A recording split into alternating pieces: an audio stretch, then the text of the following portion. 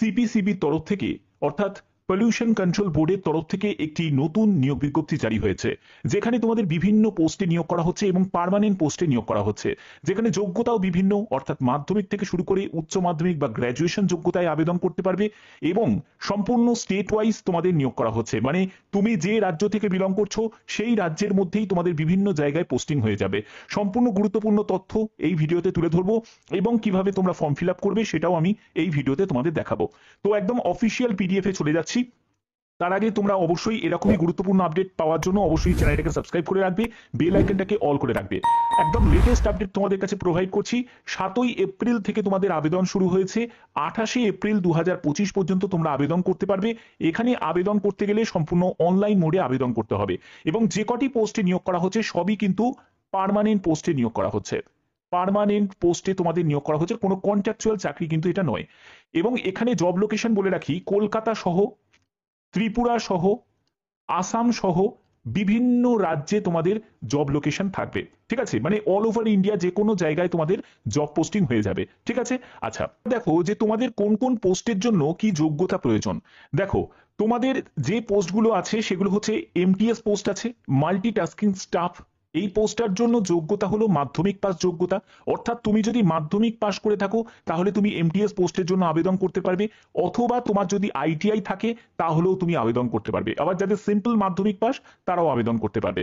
এছাড়া দেখো তোমাদের ফিল্ড অ্যাটেন্ডেন্ট, এই পোস্টের জন্য যোগ্যতা হলো মাধ্যমিক পাস, ডিজারেবল কোয়ালিফিকেশন মানে অগ্রাধিকার দেওয়া হবে। যদি তুমি উচ্চ মাধ্যমিক পাশ করে থাকো সায়েন্স ব্যাকগ্রাউন্ড নিয়ে তাহলে তুমি অগ্রাধিকার পেয়ে যাবে, বাট তোমার এটা কিন্তু ম্যান্ডেটারি নয়। মাধ্যমিক পাশ হলেই তুমি ফিল্ড অ্যাটেন্ডেন্ট এবং এমটিএস পোস্টের জন্য আবেদন করতে পারবে। এবার দেখো লোয়ার ডিভিশন ক্লার্কের জন্য যদি আবেদন করতে চাও, এখানে উচ্চ মাধ্যমিক পাস যোগ্যতা চাওয়া হয়েছে এবং ইংলিশে তোমাদের 35টি শব্দ প্রতি মিনিটে টাইপ করতে হবে, অথবা তুমি হিন্দিতেও টাইপ করতে পারো, সেখানে 30টি শব্দ প্রতি মিনিটে তোমাকে টাইপ করতে হবে। আচ্ছা, এর পরবর্তী হচ্ছে জুনিয়র ল্যাবরেটরি অ্যাসিস্ট্যান্ট। এখানে তোমাদের উচ্চ মাধ্যমিক যদি তুমি পাশ করে থাকো সায়েন্স ব্যাকগ্রাউন্ড নিয়ে অবশ্যই তুমি এখানে আবেদন করতে পারবে এবং ডিজারেবল যোগ্যতার ক্ষেত্রে যদি তুমি বিএসসি পাশ করে থাকো তাহলে তুমি অগ্রাধিকার পেয়ে যাবে, বাট উচ্চ মাধ্যমিক যদি সায়েন্স ব্যাকগ্রাউন্ড নিয়ে পাশ করে থাকো তাহলেও তুমি আবেদন করতে পারবে। এর পরবর্তী পোস্ট হচ্ছে স্টেনোগ্রাফার গ্রেড 2। এই পোস্টের জন্য তোমাদের উচ্চ মাধ্যমিক পাস যোগ্যতা প্রয়োজন এবং স্কিল টেস্ট তোমাদের নেওয়া হবে, যেখানে 10 মিনিটের একটা ডিকটেশন থাকবে, 80 তোমাদের WPM তোমাদের স্পিড থাকতে হবে এবং ট্রান্সক্রিপশন থাকবে, যেখানে 50 মিনিটসের তোমাদের একটা ট্রান্সক্রিপশন থাকছে ইংলিশে, যেখানে তোমাদের কম্পিউটারে একটা ট্রান্সক্রিপশন দেওয়া হবে এবং তোমাদের হিন্দিতেও তুমি করতে পারো, সেখানে 65 মিনিট, আর ইংলিশে করলে 50 মিনিটে। ঠিক আছে, এরপরে হচ্ছে ডেটা এন্ট্রি অপারেটর, সেখানেও তোমাদের উচ্চ মাধ্যমিক পাস যোগ্যতা প্রয়োজন। তারপরে আপার ডিভিশন ক্লার্ক, এখানে তোমাদের যে কোনো শাখায় গ্র্যাজুয়েশন যোগ্যতা প্রয়োজন, মানে আর্টস থেকে হোক, সায়েন্স থেকে হোক বা কমার্স থেকে হোক, গ্র্যাজুয়েট হলেই আবেদন করা যাবে। এখানে ইংলিশে তোমাদের 35টি শব্দ প্রতি মিনিটে তোমাকে টাইপ করতে হবে, অথবা তুমি চাইলে হিন্দিতেও টাইপ করতে পারো, সেখানে 30টি শব্দ প্রতি মিনিটে তোমাকে টাইপ করতে হবে। টাইপিং যে টাইমিং যেটা থাকছে সেটা 10 মিনিট। ঠিক আছে, 10 মিনিটের একটা টাইপিং টেস্ট তোমাদের নেওয়া হবে। এবার হচ্ছে সিনিয়র ল্যাবরেটরি অ্যাসিস্ট্যান্ট। এই পোস্টের জন্য যদি আবেদন করতে চাও সেখানে তোমাদের 12 স্ট্যান্ডার্ড তোমাদের পাস করা থাকতে হবে সায়েন্স ব্যাকগ্রাউন্ড নিয়ে এবং 3 বছরের অভিজ্ঞতা প্রয়োজন আছে।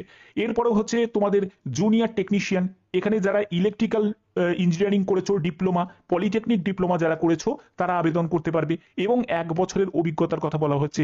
সিনিয়র ড্রাফটসম্যানের জন্য সিভিল ইঞ্জিনিয়ারিং যারা ডিগ্রি করেছো অর্থাৎ বিটেক যাদের যোগ্যতা আছে তারা আবেদন করতে পারবে। এর পরবর্তী হচ্ছে তোমাদের আরো অন্যান্য অনেক পোস্ট আছে, যেমন জুনিয়র ট্রান্সলেটর পোস্ট আছে, সেখানে তোমাদের মাস্টার ডিগ্রি, তোমাদের ট্রান্সলেশনে তোমাদের জ্ঞান থাকতে হবে। অ্যাকাউন্টস অ্যাসিস্ট্যান্ট, এই পোস্টের জন্য তোমাদের কমার্স ব্যাকগ্রাউন্ড অর্থাৎ যারা বিকম পাস করেছো তারা আবেদন করতে পারবে এবং 3 বছরে তোমাদের অ্যাকাউন্টস এবং অডিট রিলেটেড জ্ঞান তোমাদের থাকতে হবে। অ্যাসিস্ট্যান্ট পোস্টের জন্য যদি আবেদন করতে চাও এখানে তোমাদের গ্র্যাজুয়েশন যোগ্যতা চাওয়া হয়েছে, যে কোনো শাখায় গ্র্যাজুয়েশন। এখানে দেখো তোমাদের 35টি শব্দ প্রতি মিনিটে ইংলিশে টাইপ করতে হবে, অথবা তুমি হিন্দিতেও টাইপ করতে পারো, সেখানে 30টি শব্দ প্রতি মিনিটে তোমাকে টাইপ করতে হবে। তারপরে হচ্ছে টেকনিক্যাল সুপারভাইজার, এখানে তোমাদের মেকানিক্যাল ইঞ্জিনিয়ারিং যদি ডিগ্রি থাকে, বিটেক ডিগ্রি থাকে, আবেদন করতে পারবে। তারপরে দেখো সিনিয়র সায়েন্টিফিক অ্যাসিস্ট্যান্ট, যেখানে মাস্টার ডিগ্রি তোমাদের যোগ্যতা প্রয়োজন। সিনিয়র টেকনিক্যাল সুপারভাইজার, এখানে তোমাদের ব্যাচেলার ডিগ্রি ইনস্ট্রুমেন্টেশন ইঞ্জিনিয়ারিং নিয়ে যদি থাকে আবেদন করতে পারবে। এছাড়া তোমাদের অ্যাসিস্ট্যান্ট ল অফিসার, অবশ্যই তোমাদের এলএলবি পাশ করা থাকতে হবে, তাহলে তুমি আবেদন করতে পারবে। এবং সায়েন্টিস্ট বি পোস্টের জন্য এখানে তোমাদের গ্র্যাজুয়েশন ইঞ্জিনিয়ারিং ব্যাকগ্রাউন্ড নিয়ে থাকলে আবেদন করতে পারবে। দেখো, যে কোনো আপডেট আমি কিন্তু সবার আগে তোমাদের কাছে প্রোভাইড করে থাকি। এর জন্যই আমি বলি যে কোনো আপডেট সবার আগে পাওয়ার জন্য অবশ্যই তোমরা চ্যানেলটাকে সাবস্ক্রাইব করে রাখবে। যারা যারা এখনো করোনি তারা অবশ্যই চ্যানেলটাকে সাবস্ক্রাইব করে নাও, কারণ এখানে বিভিন্ন লেটেস্ট আপডেটগুলো তোমাদের কাছে প্রোভাইড করা হয়।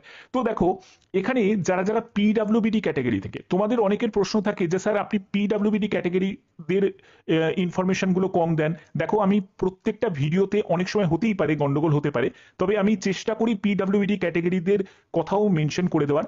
এখানে যতগুলো তোমাদের পোস্ট দেখালাম সবকটা পোস্টে যারা পিডাব্লিউবিডি ক্যাটাগরি থেকে তারাও আবেদন করতে পারে। যেহেতু এটা সম্পূর্ণ অফিসিয়াল টাইপের তোমাদের জব, তো সেক্ষেত্রে তোমরা পিডাব্লিউবিডি ক্যাটাগরি থেকে হলেও কিন্তু আবেদন করতে পারো, কোনো অসুবিধা নেই। এবং তোমাদের জব লোকেশন সম্পূর্ণ স্টেট ওয়াইজ হবে, অর্থাৎ তুমি যে স্টেট থেকে বিলং করছো সেই স্টেটেরই বিভিন্ন জায়গায় তোমাদের জব লোকেশন হয়ে যাবে, ঠিক আছে? কারণ পলিউশন কন্ট্রোল যে বিভিন্ন ডিপার্টমেন্ট আছে সেগুলো বিভিন্ন জায়গায় কিন্তু আছে, তাদের যে কেন্দ্রগুলো আছে। ওকে, আচ্ছা, এবার তোমাদের এখানে তোমাদের বলে দিই যে এজ রিল্যাক্সেশন অবশ্যই আছে। যারা যারা এসসি এসটি ক্যাটাগরি থেকে তারা 5 বছর রিল্যাক্সেশন পাবে, যারা ওবিসি ক্যাটাগরি থেকে তারা বয়সে 3 বছর রিল্যাক্সেশন পাবে। এছাড়া যারা পিডাব্লিউবিডি ক্যাটাগরি থেকে তারা 10 বছর, 13 বছর, 15 বছর পর্যন্ত রিল্যাক্সেশন পাবে ক্যাটাগরি ওয়াইজ। ওকে, আচ্ছা, এবার দেখো তোমাদের ভ্যাকেন্সি কত, বেতন কত। এখানে তোমাদের এমটিএস পোস্টের জন্য 18,000 টাকা থেকে 56,900 টাকার মধ্যে বেতন থাকবে। 18 থেকে 27 বছরের মধ্যে বয়স, এবং ভ্যাকেন্সি তোমরা দেখতেই পাচ্ছ টোটাল ভ্যাকেন্সি। ফিল্ড অ্যাটেন্ডেন্ট পোস্টের জন্য 18 থেকে 27 বছর, এলডিসি পোস্টের জন্য 18 থেকে 27 বছর, জুনিয়র ল্যাবরেটরি অ্যাসিস্ট্যান্ট, এই সব পোস্টগুলোর জন্য কিন্তু 18 থেকে 27 বছর। এরপরে তুমি যদি জুনিয়র ট্রান্সলেটার, সিনিয়র ড্রাফটসম্যান, তারপর অ্যাকাউন্টস অ্যাসিস্ট্যান্ট পোস্টের জন্য যাও, তো সেখানে দেখবে 18 থেকে 30 বছর। দেখো, ভ্যাকেন্সি কম, বাট এটা কিন্তু সম্পূর্ণ স্থায়ীভাবে নিয়োগ করা হচ্ছে, এটা কিন্তু মাথায় রাখতে হবে। যারা আবেদন করা তারা নিশ্চয়ই এখানে আবেদন করবে, এবং যারা আবেদন না করা তারা ভ্যাকেন্সির দিকেই তাকিয়ে থাকবে যে ভ্যাকেন্সি কম, আমি আবেদন করব না। দেখো, পশ্চিমবঙ্গের একদিকে প্রচন্ড পরিমাণে অবস্থা খারাপ, কোনো রিক্রুটমেন্ট নোটিফিকেশন রিলিজ হচ্ছে না, সেখানে ঠিকমতো নিয়োগ হচ্ছে না। তো যাই হোক না কেন, যে ভ্যাকেন্সি থাকুক না কেন, চেষ্টা করো সেখানে আবেদন করে দেওয়া। যেহেতু এখানে তোমাদের সম্পূর্ণ স্টেট ওয়াইজ পোস্টিং হবে, আমি সেই ব্যাপারটা তোমাদের কাছে বলছি যে দেখো, এখানে এবার দেখে নাও যে তোমাদের কত টাকা আবেদন মূল্য লাগছে। এখানে বলছে যে অনলি ইন্ডিয়ান ন্যাশনালিটি, অর্থাৎ ভারতীয় নাগরিক এখানে প্রত্যেকে আবেদন করতে পারবে। দেখো, এখানে 750 টাকা এক্সামিনেশন ফিস এবং 250 টাকা টেস্ট সিজনের জন্য লাগছে, টোটাল 1000 টাকা লাগছে। এবং 1 আওয়ার এক্সামের জন্য 350 টাকা এক্সাম ফিস এবং 150 টাকা হচ্ছে টেস্ট সিজনের জন্য, 500 টাকা টোটাল লাগছে। এবার এখানে এসসি এসটি পিডাব্লিউবিডি এক্স সার্ভিসম্যান এবং ওমেন ক্যান্ডিডেট যারা আছে তাদের ক্ষেত্রে কিন্তু এক্সেমটেড, মানে তাদের ক্ষেত্রে ছাড় আছে। কিসে ছাড় আছে? সেটা হলো এক্সামিনেশন ফিজে ছাড় আছে, অর্থাৎ এই এক্সামিনেশন ফিজটা তাদের দিতে হচ্ছে না, এসসি এসটি পিডাব্লিউবিডি এক্স সার্ভিসম্যান এবং মেয়ে প্রার্থীদের দিতে হচ্ছে না, ঠিক আছে? তারা শুধুমাত্র তোমাদের এখানে যে টেস্ট সিজনের চার্জটা সেটা দেবে 250 টাকা 2 আওয়ার্সের, আর 1 আওয়ারে হচ্ছে 150 টাকা দিচ্ছে, ঠিক আছে? এবার এইটা কি? এটা হলো তোমাদের যে এক্সামটা হবে, যে টেস্টটা নেওয়া হবে, তার জন্য কিন্তু একটা চার্জেস তোমাদের নেওয়া হচ্ছে, ঠিক আছে? এবার 3 নম্বর পয়েন্টটা ভালো করে দেখো, the board reserves the right two post selected candidate anywhere in India, অর্থাৎ ভারতের যে কোনো জায়গায় তোমাদের পোস্টিং হবে। তোমরা এটা ভেবে রেখো না যে তোমাদের দিল্লিতে পোস্টিং হবে, ঠিক আছে? সিপিসিবি কন্ট্রোল বোর্ড তো দিল্লিতে আছে, আরআরবি যেমন আমাদের রেলওয়ে আরআরবি যেমন কন্ট্রোল বোর্ড কোথায় আছে? দিল্লিতে আছে। তাহলে কি পোস্টিং কোথায় কোথায় হয়? কলকাতাতেও আছে, মালদাতে হচ্ছে, শিলিগুড়িতে হচ্ছে, এই সব জায়গায়। ঠিক তেমনি এনিওয়্যার ইন ইন্ডিয়া, ভারতে যে কোনো জায়গায় যে কোনো রাজ্যে তোমাদের পোস্টিং হবে, ঠিক আছে? তো এই ব্যাপারে নিশ্চিন্তে থাকো। এবার এটা যেহেতু পার্মানেন্ট পোস্টে নিয়োগ করা হচ্ছে, তো প্রত্যেকের উচিত এখানে আবেদন করার, ঠিক আছে? এবার এইখানে আর কি কি বলা হচ্ছে দেখো, রিটেন টেস্ট এবং তার সিলেবাস রিলেটেড কিন্তু কোনো ইনফরমেশন এখানে এখনো প্রোভাইড করেনি। যদি কোনো আপডেট আসে তাহলে অবশ্যই সেটা জানিয়ে দেবো, ঠিক আছে? এবার তোমাদের আমি এর জন্যই বলছি চ্যানেলটাকে সাবস্ক্রাইব করে বেল আইকনটাকে অল করে রেখো, যাতে যে কোনো আপডেট তোমাদের কাছে পৌঁছে দিতে পারি। তো এখানে যে সিলেকশন হবে সেটা হলো তোমাদের একটি রিটেন টেস্ট নেওয়া হবে, কারণ ইন্টারভিউ গ্রুপ সি এবং গ্রুপ ডি লেভেলের যে পোস্টগুলো সেখানে ইন্টারভিউ নেই, তো ইন্টারভিউ কিছু হবে না। গ্রুপ সির কিছু কিছু পোস্ট আছে যেগুলো তোমাদের টাইপিং রিলেটেড পোস্ট আছে, সেখানে তোমাদের টাইপিং টেস্ট তোমাদের নেওয়া হবে, ঠিক আছে। তো এগুলো কিন্তু তোমাদের থাকছে। এবার তোমরা কিভাবে আবেদন করবে সেই ব্যাপারটা তোমাদের কাছে ক্লিয়ার করছি, যে আবেদন করার জন্য তোমাদের কি করতে হবে। দেখো, তো আবেদন করার জন্য তোমাদের আমি এইখান থেকে জাস্ট আমি ক্লিক করব যে কিভাবে আবেদন তোমরা করবে। দেখো, আবেদন করার জন্য অফিসিয়াল ওয়েবসাইটে আমি ভিজিট করছি, একদম অফিসিয়াল ওয়েবসাইটে ভিজিট করলাম। এখান থেকে আবেদন করার জন্য প্রথমে তোমাদের দেখবে একটি মেল আইডি এবং পাসওয়ার্ড, কিন্তু তোমাকে প্রথমে রেজিস্ট্রেশন করতে হবে, তাই ক্লিক হিয়ার টু রেজিস্টার অপশনে তুমি ক্লিক করবে।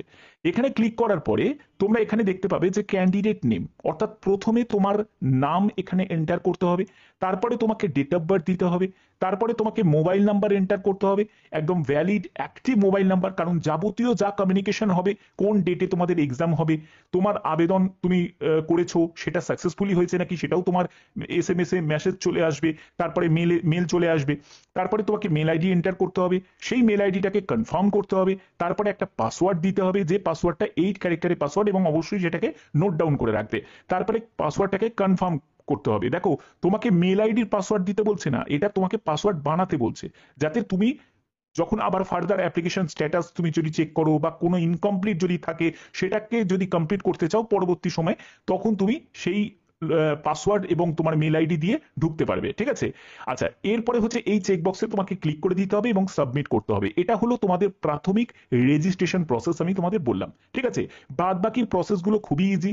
সেখানে তোমাদের কি করতে হবে, সেখানে তোমাদের সেই মেল আইডিটা তোমাকে এন্টার করতে হবে যেটা রেজিস্ট্রেশনের সময় এন্টার করেছিলে। এবার তোমাকে পাসওয়ার্ডটা যেটা তুমি নোট ডাউন করেছিলে সেই পাসওয়ার্ডটাকে এখানে বসাবে, বসিয়ে তোমাকে লগ ইন করতে হবে, এবং যাবতীয় যা যা ইনফরমেশন থাকবে সেগুলো স্টেপ বাই স্টেপ তোমাকে ফিল আপ করতে হবে, ঠিক আছে। এবার দেখো, এখানে দুটো নাম্বার দেওয়া আছে, এনি কোয়ারিজ কন্ট্যাক্ট নাম্বার এখানে দেওয়া আছে। যদি তোমাদের কোনো কোয়ারি থাকে তাহলে অবশ্যই তোমরা এই নাম্বারে, যে কোনো গভর্নমেন্ট ওয়ার্কিং ডেজ, যেহেতু এটা সরকারি চাকরি, তো সেক্ষেত্রে তোমরা এই নাম্বারে কল করে জেনে নিতে পারো যদি তোমাদের কোনো কোয়ারিজ থাকে।